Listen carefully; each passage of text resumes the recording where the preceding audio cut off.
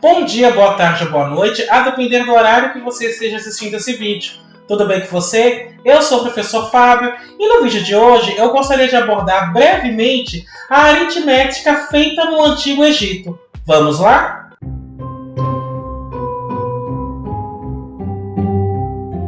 Antes de mais nada, eu vou pedir para que você faça o já famoso cucocô, que é curtir, ou seja, deixa o seu like.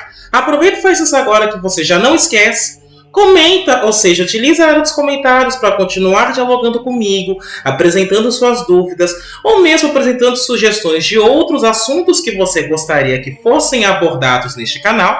E, caso você goste desse vídeo, compartilhe com seus amigos, compartilhe com seus contatos, compartilhe com aquele seu amigo que tem curiosidade a respeito da parte histórica da matemática. Além disso, vou pedir para você clicar no sininho, se inscrever e ativar as notificações. Desta forma, toda vez que sair um vídeo novo por aqui, você será avisado.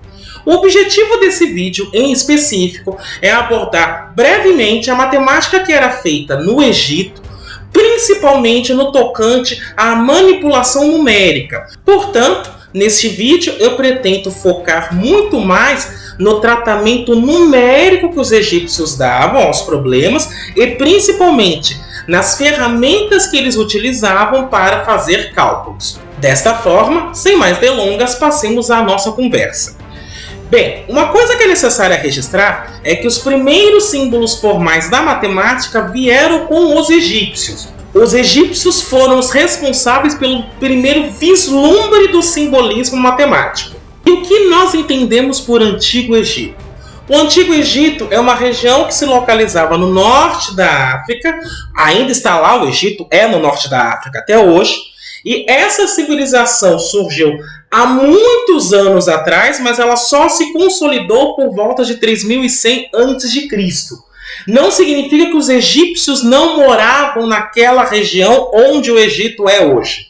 Na realidade, eles já estavam lá há milhares de anos atrás, era uma população primordialmente agrícola, mas se consolidou como império somente em 3100 a.C. Foi a partir deste período, inclusive, que várias técnicas de engenharia se desenvolveram. E por volta de 1785 a.C., os Hicsos, que é um povo semita asiático, os Hicsos invadiram o Egito. Em 1570 a.C., eles foram expulsos de lá. Mas foi nesse período da invasão Hixa que os primeiros tratados formais da matemática que nós conhecemos foram feitos. A matemática começou a ser praticada no Egito há cerca de 4.000 anos. No fim do século IV a.C., esta matemática feita no Antigo Egito se misturou à matemática grega, tendo em vista que os gregos aprenderam a base da geometria a partir dos estudos egípcios. Uma coisa que é necessário ressaltar é que havia 3 civilizações que coexistiram naquela época. Você tinha os gregos, os egípcios e os mesopotâmicos. Quando eu falo dos gregos, eu estou falando também dos macedônios. E os macedônios fizeram a expansão do seu império para o Egito. Foi justamente nessa expansão que há uma mistura entre a matemática egípcia e a matemática grega. Os gregos foram conhecidos por serem excelentes geômetras. E a base da geometria grega, na realidade, é a egípcia. Então, esse intercâmbio cultural aconteceu. E quando a gente fala em intercâmbio cultural, evidentemente, nós estamos falando de intercâmbio matemático.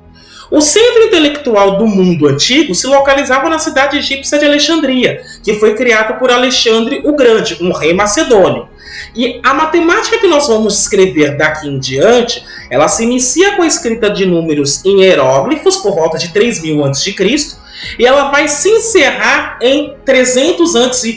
com os trabalhos de Euclides. Ou seja, toda a matemática egípcia, ou que se entende por isso, começa com a escrita dos números hieróglifos e termina com o trabalho de Euclides. Os grandes monumentos do Egito são cobertos com hieróglifos, dentre os quais podemos observar números.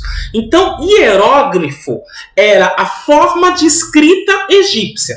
Quando alguém viaja para o Egito, ou quando alguém procura monumentos egípcios, sejam as pirâmides, as esfinges, os obeliscos, é possível verificar a presença de hieróglifos ali.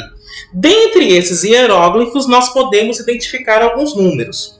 Esses símbolos mais antigos não eram próprios para serem escritos em papiros, mas eles eram utilizados. A linguagem dos primeiros textos egípcios era chamada de hierática. E as informações mais detalhadas sobre a matemática egípcia, em particular, vêm de um documento hierático chamado Papiro de Rhind, escrito por volta de 1650 a.C. Partes deste documento foram perdidas, mas uma seção composta por 14 folhas permaneceu intacta. A maior parte do Papiro de Rhind está no Museu Britânico, em Londres, desde 1865. Contudo, outras partes deste mesmo texto foram descobertas e encontram-se na coleção da Sociedade de História de Nova York.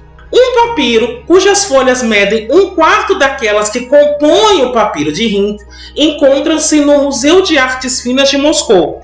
E um terceiro documento manteve-se enrolado durante 60 anos, até que algumas técnicas criadas no Museu Britânico permitiram sua leitura em 1927. Neste papiro em particular, neste terceiro papiro, estavam definidas 26 somas com frações unitárias, ou seja, frações cujo numerador são 1, dos quais foram inferidos alguns métodos de cálculo. Então você tem o Papiro de Rhind como principal fonte de informação matemática, mas este não é o único documento. Existem outros papiros que foram descobertos ao longo da história e que se encontram em outros museus. Ainda eu posso destacar um quarto conjunto de documentos, chamados de Papiros de Reisner, datados do reino de Senusret I, que aconteceu entre 1971 e 1926 a.C. Este conjunto de documentos consiste de 4 rolos de registros de transações comerciais. Eles foram adquiridos em 1904 e atualmente este conjunto encontra-se no Museu de Artes Finas de Boston. E por fim, um outro documento, que são as tábuas de madeira de Akhme, está no Museu do Cairo e consiste de técnicas para inversão de inteiros.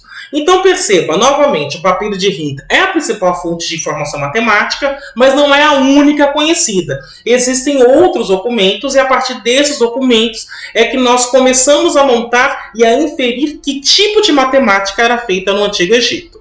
Isto posto, vamos começar a falar brevemente do Papiro de Rhind. O Papiro de Rhind é um papiro escrito por um escriba chamado Ames ou Amos, e ele objetivava analisar a parte prática da matemática. Ele foi escrito em 1650 a.C.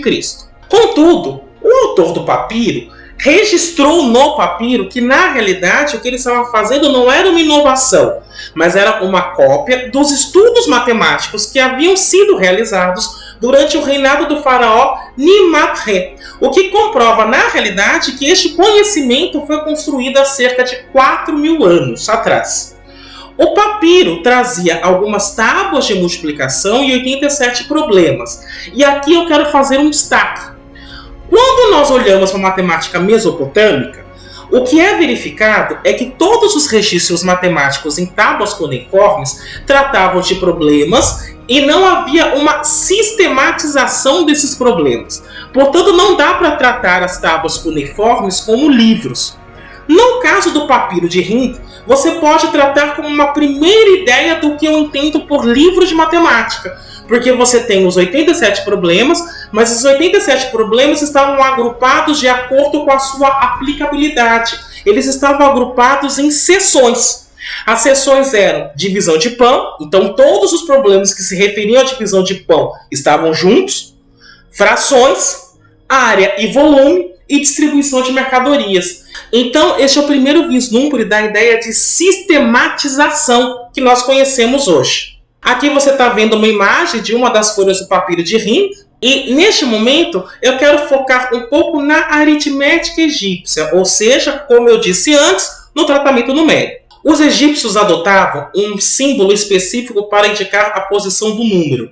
Eles não tinham um símbolo específico para o zero, e esse sistema numérico, esse sistema de escrita numérica, era bastante trabalhoso. Os gregos, em particular, se apropriaram dessa ideia de escrever números em potência de 10. mas eles se apropriaram dessa ideia que veio do Egito. E por que eu estou dizendo que a escrita numérica egípcia era trabalhosa? Então vejamos um exemplo. Você está vendo na tela os símbolos que eles utilizavam para a unidade, que é o 10 elevado a 0, dezena, que é o 10 a 1, centena, milhar, unidade de milhar, centena de milhar e milhão. Então eu vou pegar o número 48. Como é que isso era escrito em egípcio? Eles escreviam assim: 10, 20, 30, 40, 41, 42, 43, 44, 45, 46, 47, 48. Então perceba que quanto maior fosse o número, mais símbolo eu tinha. E quanto mais símbolo eu tenho, mais complicado de trabalhar fica. Por isso que eu digo que a escrita numérica egípcia não era simples de trabalhar. Porque toda vez que você precisava escrever um número, você tinha que repetir os símbolos. Então, se eu quisesse escrever 870, eu precisaria repetir o símbolo da centena 8 vezes para indicar 800 e o símbolo dedicado à dezena 7 vezes para indicar 70. Tendo em vista que a escrita egípcia era feita a partir da repetição de símbolos, nós podemos dar um vislumbre em quais operações eles conheciam. As operações fundamentais egípcias eram a adição, a subtração e dobrar. Eles sabiam fazer o dobro. Essas operações eram feitas com inteiros e com partes. Portanto, os egípcios não conheciam nem a multiplicação e nem a divisão. E aqui tem uma pergunta que eu vou pedir para que você segure a pergunta, que daqui a pouco eu volto na resposta para ela. Porque eu disse o seguinte: o papiro de Hint tem tábuas de multiplicação, ou tabuadas, como chamaríamos hoje. Só que os egípcios não conheciam a multiplicação. Então, para que eu preciso de uma tábua de multiplicação se eu não conheço o que é multiplicar? Essa é a pergunta que eu quero que você segure. Daqui a pouquinho eu volto nela. Um conceito que eu ainda disse é que ele trabalhava com inteiros e com partes. O que eu entendo por parte? Parte é o mais próximo possível de uma fração. Só que os egípcios utilizavam somente frações unitárias, ou seja, frações cujo numerador é 1. A única exceção para o uso de fração é 2/3, porque 2/3 estava registrada no papiro de Hint. E aqui eu quero fazer um destaque. Como é que eu registrava uma parte? Então, se eu queria escrever 1/7, eu escrevia assim. E por isso que eu digo que eu tenho um vislumbre do simbolismo, porque aqui eu estou utilizando um símbolo para destacar a fração. Se eu queria escrever 1/3, eu escrevo assim. A única exceção são os 2/3. 2/3 eu indico dessa forma, com 2 tracinhos, que é a única fração não unitária que de fato eles conheciam. A ideia da multiplicação e da divisão era feita através de somas e diferenças. Uma coisa que nós costumamos aprender quando estamos entendendo o que é a multiplicação é que a multiplicação é uma repetição de somas. Ou seja, se eu estou querendo fazer 19 vezes 2, eu faço no fundo 19 mais 19. Se eu estou querendo fazer 19 vezes 11, eu estou fazendo 19 mais 19 mais 19 mais 19, 11 vezes. Portanto, eu estou repetindo uma mesma soma. Essa é a ideia que nós temos com a multiplicação. E esta ideia, na realidade, ela data do Antigo Egito, muito embora os egípcios não chamassem isso de multiplicação. Então, para fixar essa ideia, primeiro eu vou fazer o produto de 11 por 19. E depois eu vou fazer uma divisão, e quando eu for fazer a divisão, eu vou retomar a ideia que nós temos de divisão hoje e como é que os egípcios conceberam essa ideia. Então, primeiro vamos fazer o produto. Então, veja, quando eu quero fazer a multiplicação, eu disse que eu estou fazendo uma repetição de somas. Então, é como se eu tivesse grupinhos de 19 ou porções de 19 e somasse essas porções de 19 11 vezes. A ideia egípcia é muito próxima disso. Então, só para nós registrarmos, a ideia é fazer 11 vezes 19. Então, na primeira coluna, eu vou escrever 19, que é o grupinho que eu quero somar 11 vezes. E aqui eu vou dizer, olha, 19 é uma porção. O que os egípcios sabiam fazer? Dobrar. Então, se eu dobro esta porção, eu tenho 38 unidades. Vou dobrar de novo. Se eu dobro essa porção, ou seja, tenho 4 porções agora, eu tenho 76 unidades. Se eu dobro mais uma vez, ou seja, tenho 8 porções, eu passo a ter 152 unidades. Perceba o seguinte, se eu dobrar, eu vou ter 16. 16 é um número superior às 11 porções que eu quero. Então, no primeiro momento, eu vou parar no 8. E aí eu faço a seguinte diferença. Bom, 11 menos 8. Então, eu preciso de mais 3 porções para poder verificar qual é o resultado. E aí eu vou olhar o seguinte. Como é que eu tenho 3 porções? Bom, aqui eu tenho uma e aqui eu tenho 2. Então, se eu somar uma porção com mais 2, eu tenho 3. Somada com 8, eu tenho 11. Então, basta somar esses agrupamentos que eu vou ter 11 vezes 19. Ou seja, basta somar 19 com 38 com 152. E isso aqui dá exatamente 209. Portanto, 11 vezes 19, 209. Era assim que os egípcios faziam então a multiplicação.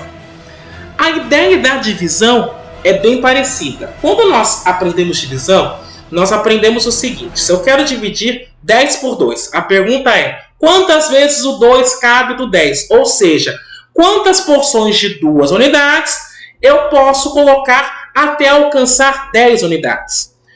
A ideia, então, aqui é muito similar. Então, eu vou fazer 873 dividido, aqui já estou usando o símbolo moderno, os egípcios não conheciam esse símbolo, por 97.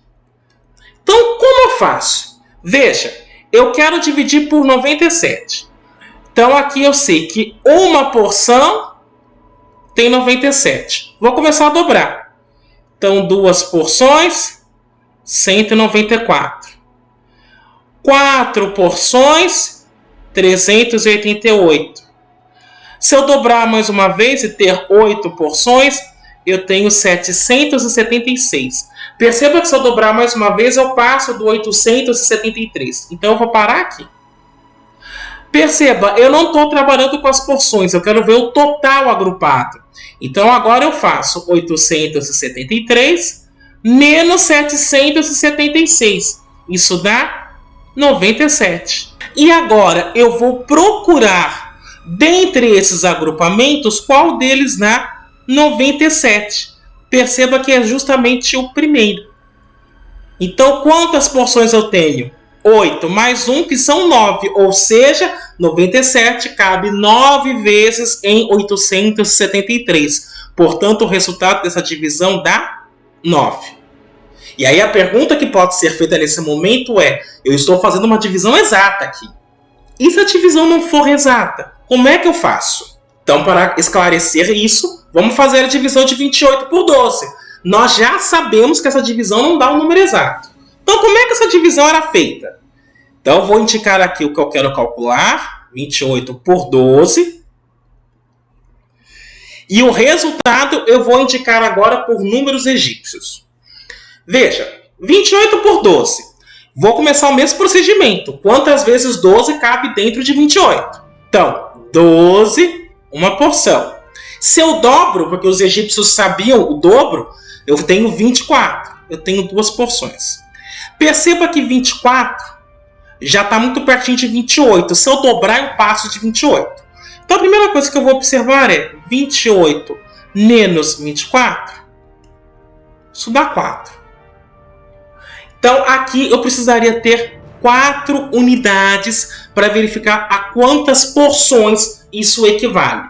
Portanto, eu vou destacar essa primeira linha, só para indicar que eu vou precisar desse 24. Agora veja, eu sei trabalhar com partes e com frações como 2/3. Então eu vou fazer uma conta bem simples. Se eu faço 12 vezes 2/3, eu vou ter 12 vezes 2, 24, dividido por 3, que dá 8. Ou seja, se eu pego a primeira linha e multiplico por 2/3, está aqui indicado em numeral egípcio, eu sei que isso dá 8. Então perceba, justamente para fazer esses primeiros produtos com fração, é que eu preciso de uma tábua de multiplicação. Lembra da pergunta que eu fiz? Por que eu preciso da tábua de multiplicação, da tabuada, se eu não sei a multiplicação? Porque para trabalhar com partes, os egípcios começaram a indicar como é que se fazia este tipo de produto em específico. Então, voltando aqui, 2/3, eu tenho 8 unidades. Mas perceba, 8 unidades ainda não é o que eu quero. Eu quero 4. Então eu vou ter que dividir por 2.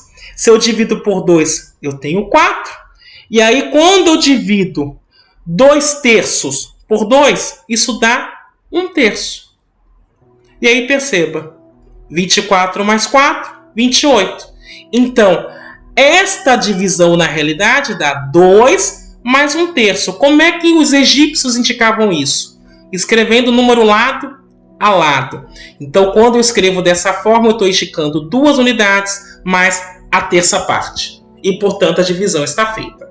Um primeiro complicador quando eu estou utilizando esse algoritmo reside no fato de que o dobro de uma parte pode não ser mais uma parte. Só que algumas frações podem ser decompostas em partes. Por exemplo, eu pego a 13ª parte, ou seja, 1/13. Quando eu multiplico 1/13 por 2, isso dá 2/13avos. 2/13avos, os egípcios não sabiam o que era, mas eles podiam decompor 2/13avos como a soma da 8ª parte, mais a soma de 1 por 52, mais a soma de 1 por 104. E aí a tábua de multiplicação também mostrava esta decomposição. Por isso que era necessário a tábua de multiplicação. Por isso que era preciso o registro de uma. Só para finalizar nossa conversa, eu quero mostrar um problema que remete, no fundo, a uma equação. Muito embora os egípcios não soubessem o que é uma equação. O problema 21 do papel de Rhind diz o seguinte: qual parte deve ser adicionada à soma de 2/3 e 1/15 para obtermos 1? O problema que eu quero resolver é esse. X mais 2/3 mais 1/15 igual a 1. É essa equação que eu quero resolver. Eu preciso de determinar quem é esse x. E aqui, o que Hermes registrou? Veja, a operação que eu estou fazendo é essa. 2/3, quero somar com a 15ª parte, isso tem que dar como resultado 1. O que ele pensou foi o seguinte: se eu multiplico todo mundo por 15, eu vou cair no seguinte: 15 vezes 2/3, deixe-me fazer a conta com símbolo moderno, isso dá 30/3, que é 10. Então eu caio aqui em 10. 15 vezes 1/15 dá 1. E 15 vezes 1, 15. Então ele registra esse método de multiplicação. Então primeiro ele multiplica tudo por 15, utilizando o algoritmo que eu mostrei há pouco para vocês. E aí ele diz o seguinte: bom, 10 mais 1, 11. Para 15, faltam 4. Então, se eu quisesse uma primeira solução para esta equação específica, embora ele não usasse o termo equação, mas é disso que se trata, para essa equação específica, a solução seria 4. Só que eu utilizei um fator de proporcionalidade para chegar aqui. Eu peguei o problema que eu tinha e multipliquei todo por 15. Então, para eu voltar para o problema original, eu tenho que fazer a operação inversa. Então, se eu multipliquei por 15, agora eu vou dividir tudo por 15. E aí eu chego na minha solução. Utilizando o algoritmo da divisão e as tábuas de multiplicação, ele concluía então que a solução mesmo era 4/15, que em números egípcios era escrito pela 5ª parte, somada com a 15ª parte.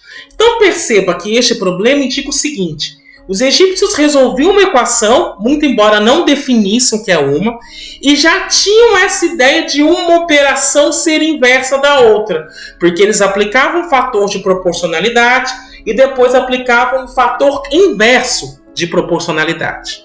Então perceba que, embora não há um nome que nós conhecemos, esses nomes não existam, a ideia já estava ali.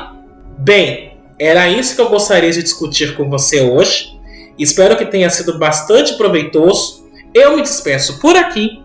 Até a próxima!